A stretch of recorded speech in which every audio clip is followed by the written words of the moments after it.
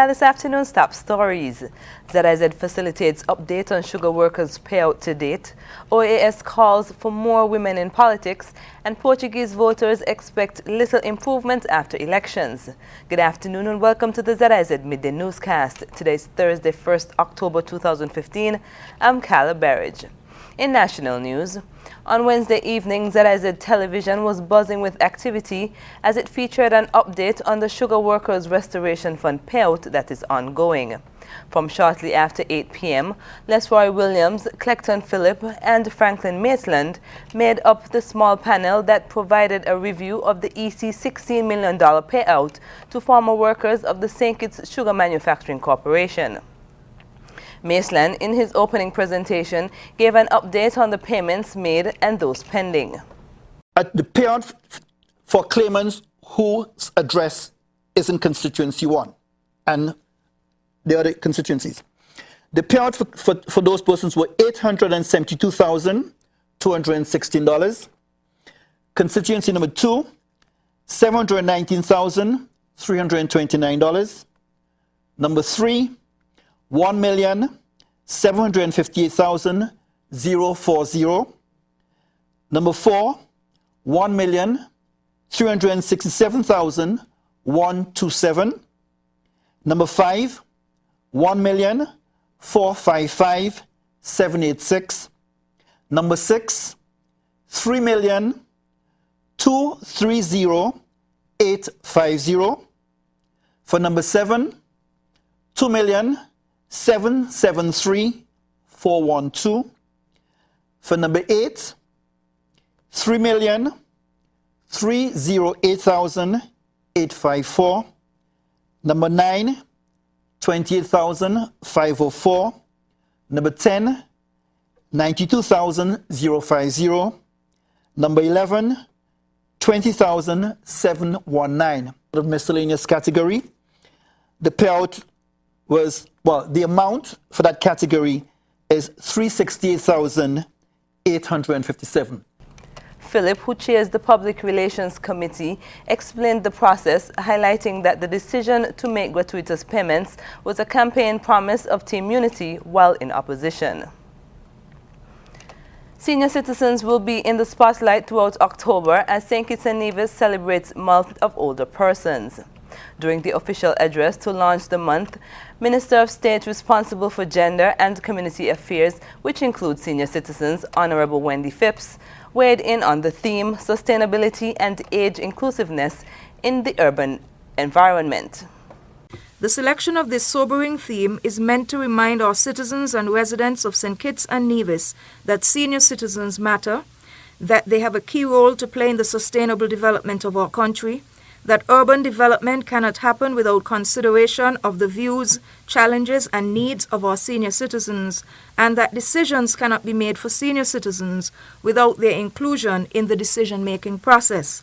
The October 1st to 31st activities will also surround the sub-theme Nothing for Us Without Us. Minister Phipps's address aired this morning on ZIZ Radio 96.1 FM.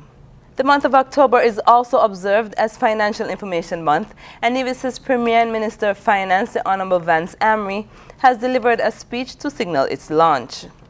Financial Information Month is a regional campaign that strives to support the development of the region to a point where strong and sustainable economic growth is achieved and the well-being of all citizens is improved. Financial Information Month is being observed in the member countries of the Eastern Caribbean Currency Union. They are Antigua and Barbuda, Dominica, Grenada, St. Kitts and Nevis, St. Lucia, and St. Vincent and the Grenadines.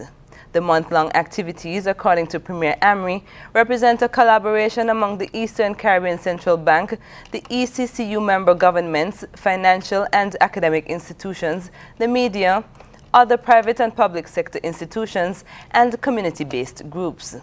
Financial Information Month is being celebrated under the theme Lead, Learn, Empower, Achieve, Develop. On to news on the regional scene. Calls for more women to be included in elective politics are growing louder. The appeal was reiterated by the Organization of American States, which has suggested assistance on St. Lucia to increase women's participation. The call also follows the global community's appeal for the inclusion of more women in leadership roles. Deputy political leader of the United Workers' Party, Leonard Montoute, says there should not be any gender biases for certain positions. My view is that I want to see a competent, capable Prime Minister, whether it be a man or a woman. And that is all. I mean, it is not a question of saying it is time for a female or a male. It is time for a good Prime Minister, given our present circumstances. And if this happens to be a woman, we should all put our support behind that woman. You know, we shouldn't, bias our thinking based on gender. That is not the sole basis, not a criteria for making someone Prime Minister. I think it is what the person brings to the table. Montoute added the current system does not dissuade women. He further contends they have equal opportunity as men. I believe that in St. Lucia, fortunately, we cannot say that, by and large, I mean, in terms of our system, that the women are being kept down. I mean, we know we have some ways to go as far as that is concerned, but I think women have, to a great extent, equal opportunity as men. It is for the women to step up and to ensure that they take their rightful place and, according to their abilities, to be able to make their contribution. Montoute lauded his party for playing a significant part in empowering women in the political arena. I am proud of the United Workers' Party's record as far as its treatment of women is concerned. I mean, this is a party that gave you the first woman minister, Mrs. Geraldine Rock. This is a party who, when in office in the last term, we had the President of the Senate and the Speaker of the House as women. We have given you the first leader of the opposition, who is a woman, Dr. Gail Rigobert. I mean, our record is replete with opportunities. This is the only party in St. Lucia that has been led by a woman, Dr. Morella Joseph. We have had several female candidates. And so, and as far as that is concerned, in terms of equal opportunity for women, I'm proud to say that the United Workers' Party has a good record as far as that is concerned. According to the United Nations, globally, there are 37 states in which women account for less than 10% of parliamentarians in single or lower houses as of August 2015, including 6 chambers with no women at all. For the DBS News World, I am Sarah Peter.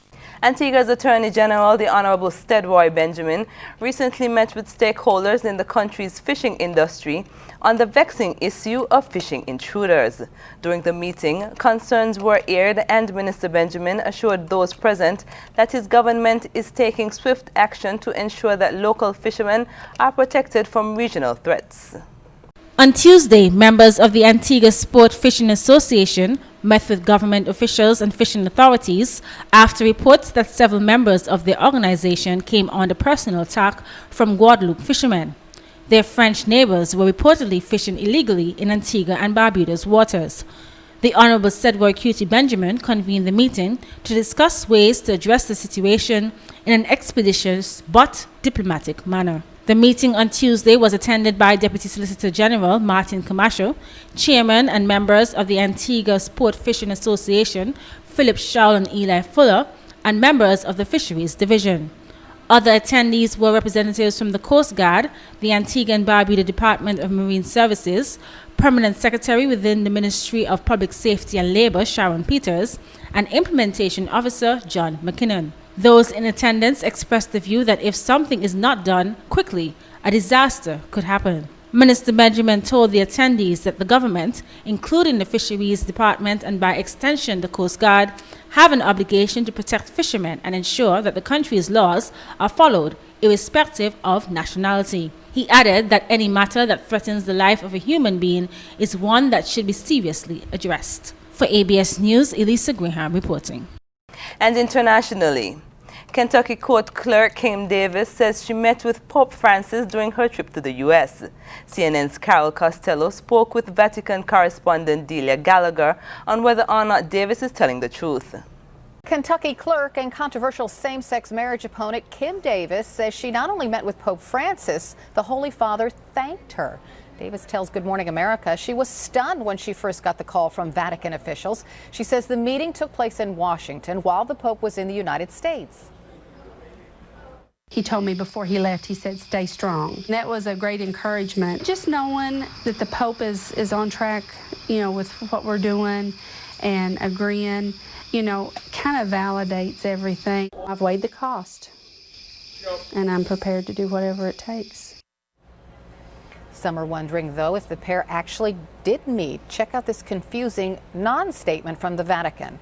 It says, quote, "We do not confirm or deny the story. There will be no statement."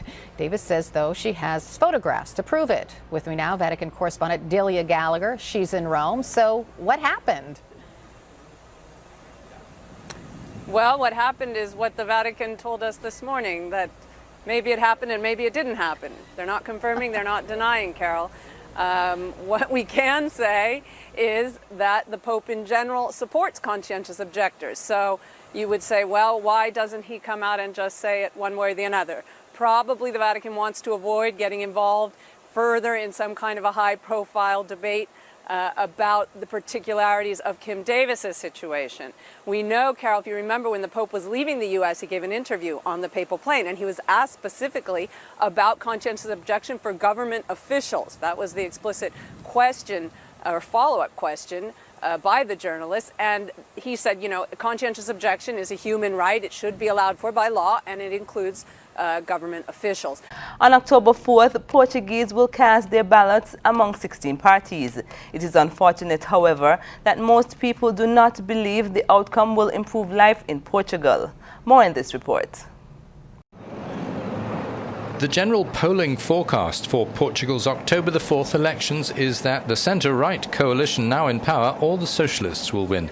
In the streets of Porto, few people expect the outcome will improve life, but they know what they want. First of all, I'd like our government to have the power to excite people, to inspire belief we can move the country forward. End austerity. Govern with honesty. I'd like the new government to look more to the people and less to those who already have power and wealth. Solve the demographic crisis. Create incentives for people to have children. Create jobs.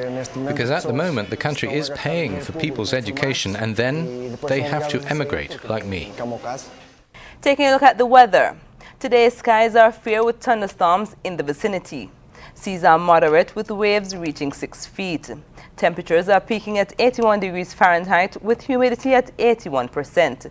The weather tonight will be fair to partly cloudy with partly sunny skies.